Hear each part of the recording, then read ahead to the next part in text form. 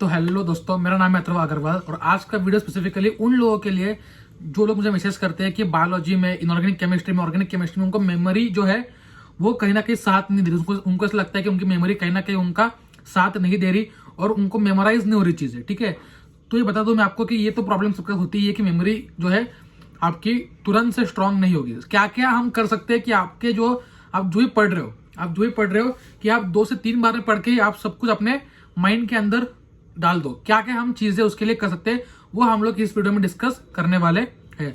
तो ये वीडियो उनके लिए हेल्पफुल है जिनको याद रखने में दिक्कत आती है थोड़ी सी, या फिर जिनका स्कोर अच्छा आ रहा है 345, 350, 360 इनऑर्गेनिक में, केमिस्ट्री में सब कुछ याद है, कोई दिक्कत नहीं है, स्किप कर दो वीडियो। लेकिन जिनको दिक्कत है वो वीडियो देखिए। कुछ बताऊंगा पॉइंट जिसने मेरे को हेल्प किया अपनी मेमोरी बूस्ट करने के लिए और आपको भी वो हेल्प कर सकते हैं। तो फर्स्ट पॉइंट है, ठीक है, सबको पता होगा इमेज बेस्ड मेमोरी।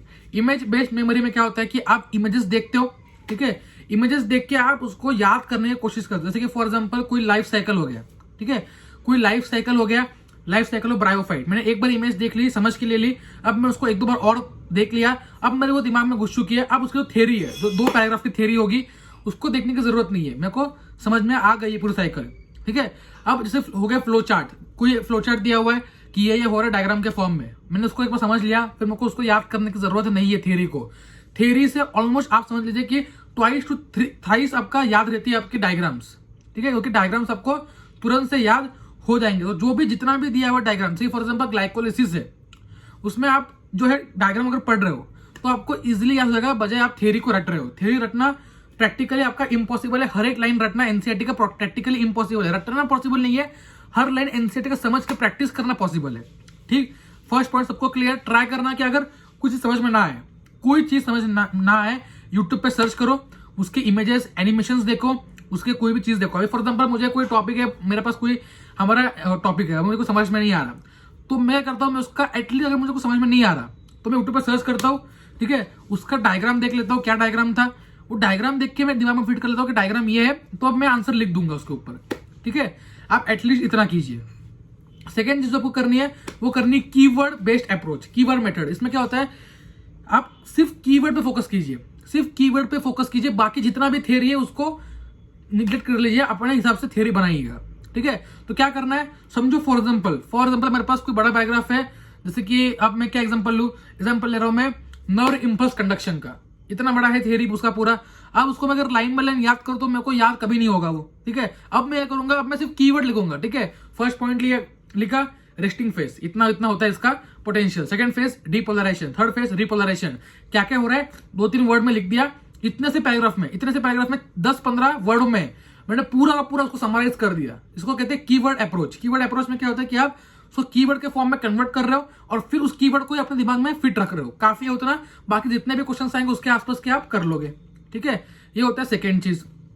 थर्ड होती है आपकी क्या, आपकी होती है किसी भी चीज को लिंक करके पढ़ना।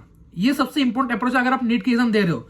लिंक करके पढ़ना जरूरी क्यों है, इससे आपको याद करने में, रिवाइज करने में ऑलमोस्ट उनसे आधा टाइम लगता है जो लोग इसको क्रैम करने बैठ चुके हैं। ठीक है, आपने देखा कि आपके जो क्लास के टॉपर्स है तुरंत आंसर दे रहे हैं। ठीक है, बायो में, केमिस्ट्री में कुछ तो दिक्कत होती है। क्या दिक्कत है वो ये है कि मेहनत तो वो लोग कर रहे हैं, ठीक है, मेहनत कहीं ना कहीं आप भी कर रहे हो। अब यहाँ पे ये होता है कि वो लोग लिंक करके समझ के पढ़ रहे हैं। अब फॉर एग्जाम्पल आप जिस दिन आप पढ़ोगे रेस्पिरेशन, आप लोग जो है 2 हफ्ते बाद पढ़ोगे फोटोसिंथेसिस, रिविजन करोगे, तो ये गड़बड़ है।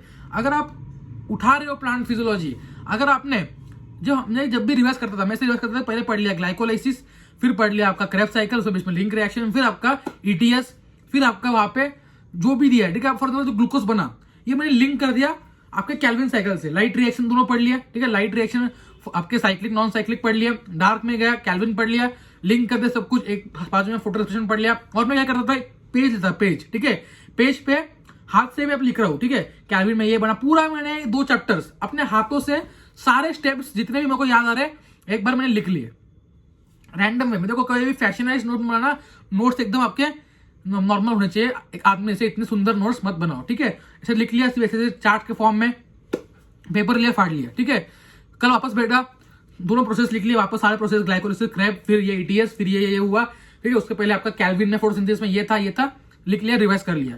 ये था मेरा रिवीजन पैटर्न इन 2 चैप्टर्स के लिए। ऐसा ही था मेरा प्लांट किंगडम के लिए, प्लांट किंगडम पढ़ लिया, तुरंत सेक्सुअल रिप्रोडक्शन रिवाइज करता था, तुरंत से जेनेटिक से कुछ क्वेश्चन कर लेता था। इससे क्या होता है कि आप लिंक में रहते हो, ह्यूमन फिजियो कर लिया, ह्यूमन रिप्रोडक्शन कर लो, ठीक है, चैप्टर्स को लिंक करके पढ़ो कि इसमें ये पढ़ा तो आगे ये आएगा, आगे ये आएगा, आपका फायदा होगा। 3 चीजें ये हो गई। फोर्थ होती है कि न्यूमोनिक्स, ठीक है, जो होते हैं कि आप याद करने के लिए कोई ट्रिक निकालते हो। याद करने के लिए ट्रिक्स उन्हीं के लिए निकालो जो आपको याद ना हो रही हो जेन्युइनली।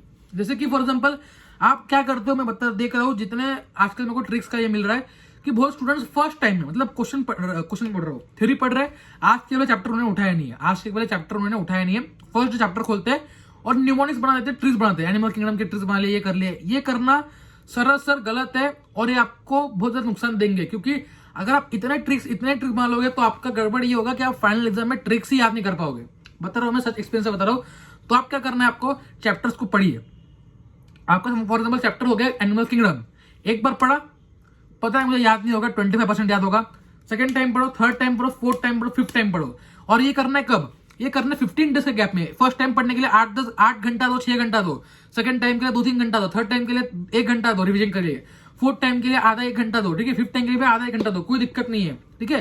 ये 15-20 डेज के गैप में ये करो, ठीक है। अब देखना कि आपको, मैं बता रहा हूं आपको लाइफ टाइम के लिए ऑलमोस्ट, आप जब तक टच में हो एटलीस्ट नीट तक तो आप इसको नहीं भूलोगे एग्जांपल्स को। 99% जो आपके एग्जांपल्स है आपको याद रहेंगे, गारंटी दे रहा हूं, क्योंकि आपने इतनी बार पढ़ लिया है इतने कम टाइम के स्पैन में, तो आपको मेमोरी में घुस चुके परमानेंट वाले, ठीक है।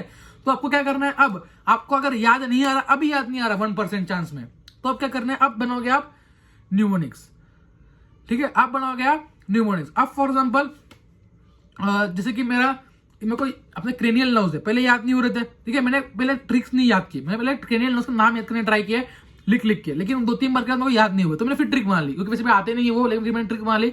On the occasion of party there are facially attractive girls sitting around him, ठीक है। अब बहुत लोगों को वो ट्रिक्स होती है, ठीक है, छोटी छोटी चीजों के ट्रिक याद करते हैं, नोकिया, ठीक है, Na+ बाहर गया, Na आउट, पोटेशियम इन, अगर ठीक है, अगर याद नहीं हो रहा, बहुत बार क्वेश्चन गलत हो रहा है, तो ठीक है, लेकिन आप पढ़ ही नहीं रहे, आप डायरेक्ट ट्रिक्स बनाओ तो ये भी गलत है। तो ट्राई करना न्यूमोनिक्स मिनिमम लेवल पे आप रखे चलो, ठीक है। तो ये थे मेजर पॉइंट्स कि आपको लिंक करके पढ़ना है, आपको इमेज बेस्ड रखना है, आपको जो आपका थ्योरी है उसको जो है आपका कीवर्ड के फॉर्म में पढ़ना है, कीवर्ड लिख के। अगर नोट्स आप नहीं बना पा रहे हो कोई दिक्कत नहीं है, नोट्स आपको मैं कुछ ना कुछ दे दूंगा, इंपॉर्टेंट वाले फैक्ट शीट, जो भी आपका डेटा है उसको एक और से बताऊंगा, इनऑर्गेनिक केमिस्ट्री में काम आएगी आपको, इनऑर्गेनिक और आपके बायो में जब भी डेटा आता है किसी का रिलेटेड डेटा, मतलब कि आपको आ जाए कि अमेजोन रेन फॉरेस्ट में इतने परसेंट ये है, इतने परसेंट ये है, इतने परसेंट ये, इतने परसेंट ये, एनसीईआरटी में डेटा दिया है। अब क्या करना, कभी भी उस डेटा को आप असेंडिंग ऑर्डर या डिसेंडिंग ऑर्डर में सजा लेना, ठीक है। असेंडिंग मतलब क्या, बढ़ते हुए, डिसेंडिंग मतलब कम होते हुए। इससे फर्क ये पड़ेगा कि आपको डेटा याद करने की जरूरत नहीं पड़ेगी, एग्जाम में ऐसे क्वेश्चन आएगा आप मैच कर दोगे कि हाँ ये बढ़ रहा है, ये घट रहा है, ये पहली चीज है, ठीक है। और जब आप ऐसा करते भी हो तो धीरे धीरे आपको क्या होगा कि आपको सारी चीजें याद हो जाएगी, डेटा जो है आपका याद हो जाएगा, ठीक है। जैसे हमने देखा था सीमेंट में पढ़ा था 1 शॉट में कि जो कॉम्पोजिशन होता है उसको हमने 1/3 कर दिया, फिर 1/3 कर दिया, फिर 1/3 कर दिया, ट्रिक थी वो, और वहां से सारे कॉम्पोजिशन परसेंटेज वाइज हमको याद हो गए थे, ठीक है। यही मैंने अपने टाइम पे किया था और वही मैं आपको बता रहा हूँ कि ये करना है, आपको ये करना है। ऐसे जो भी ट्रिक्स है जो काम जैसे केमिस्ट्री में, फिजिक्स में, बायो में, सब मैं अपलोड कर दूंगा, कोई टेंशन मत लीजिए, सब मैं आपको सिखा भी दूंगा, कैसे सॉल्व करने क्वेश्चंस, कहाँ पे आपको ट्रिक लगानी है, कहाँ पे पूरा मेथड सॉल्व करना है, सारा मैं आपको दे दूंगा in the month of March. आपको मैं टेस्ट दे दूंगा, कोई दिक्कत नहीं है, फ्री टेस्ट आपको मैं दे दूंगा, फ्री क्वेश्चंस दे दूंगा, एनसीईआरटी बेस्ड आपके बायो केमिस्ट्री के सारे क्वेश्चंस दे दूंगा, कोई दिक्कत नहीं है, आपको मैं प्रोवाइड अपनी तरफ से कर दूंगा, ठीक है। आपको कुछ भी डाउट हो, सब्जेक्ट रिलेटेड, कोई सब्जेक्ट ना भी हो, कुछ भी हो, आपको कैसे कोई भी, ठीक है, 10th 11th 9th 8th कोई बच्चा हो, कमेंट बॉक्स में कमेंट कर लो। कोई और भी डाउट हो तो आप मुझे पूछ सकते हो, रिलेटेड टू स्टडी या फिर कॉन्सेंट्रेशन कैसे बढ़ा है, कुछ कैसे बढ़ा है, ठीक है। तो आप मुझे कमेंट कीजिए, मैं आपको उसका आंसर वहां पे दे दूंगा। आपको कुछ भी डाउट हो इंस्टाग्राम में पूछ सकते हो, टेलीग्राम पर ग्रुप ज्वाइन कर लो, वहां पे सारी अपडेट आती रहती है, ठीक है। तो चलिए मिलते हैं अगले वीडियो में, जो आपका डाउट रहेगा उस पर मैं वीडियो बना दूंगा, ठीक है। Bye bye.